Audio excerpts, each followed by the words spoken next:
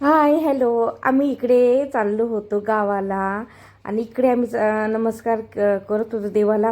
माझे सगळे घरातले कामं झालेले होते. आपले रोजचे कामं, देवपूजा, स्वयंपाक सगळं झालेलं होतं. मग आमच्या तिघांसाठी मस्त टिफिन भरून घेतला. आम्ही चाललो होतो बड्डेसाठी. 3 नंबरच्या बहिणीच्या मुलीचा बड्डे होता, तर आम्ही चाललो होतो संभाजीनगरला. आणि इकडे बघा आपली सिया छान अशी तयार झालेली होती आणि संध्याकाळचा बड्डे होता. तर आम्हाला इथं बघा 11 सव्वा 11 झालेले होते आणि मिस्टर काही आले नाही, कारण की अचानक आमच्या दुकानावर माणसं कोणीच कामाला आले नाही. त्याच्यामुळे मग मिस्टर काही आले नाही. आम्ही तिघंच चाललो होतो. तर मग आम्ही गेलो बसस्टँडवर. लगेच गेल्याबरोबर आम्हाला गाडी लागली आणि लगेच आम्ही संभाजीनगरच्या दिशेने निघालो. आणि बघा आम्ही आता धुळे चाळीसगाव सोडल्यानंतर लगेच ते लागतं, म्हणजे ते कन्नडचा घाट. आणि एकदम भयानक घाट आहे. आणि इकडे ना एका झाडावर चांगली 20-25 माकड बसलेली होती. बघा इथे पण एक माकड बसलेलं आहे.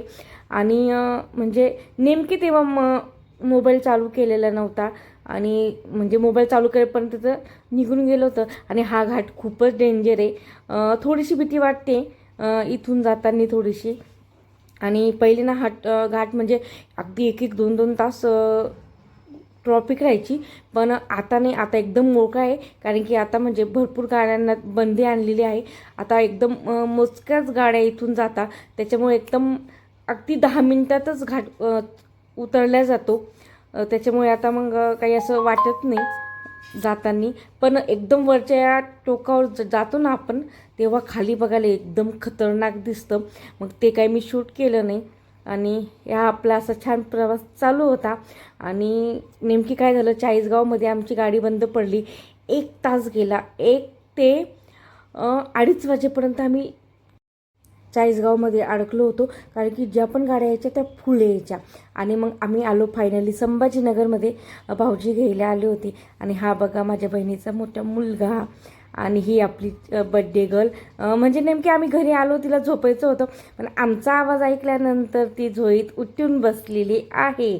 कारण की म्हणजे आम्ही आलो तेव्हा आम्हाला 4:30 वाजले होते.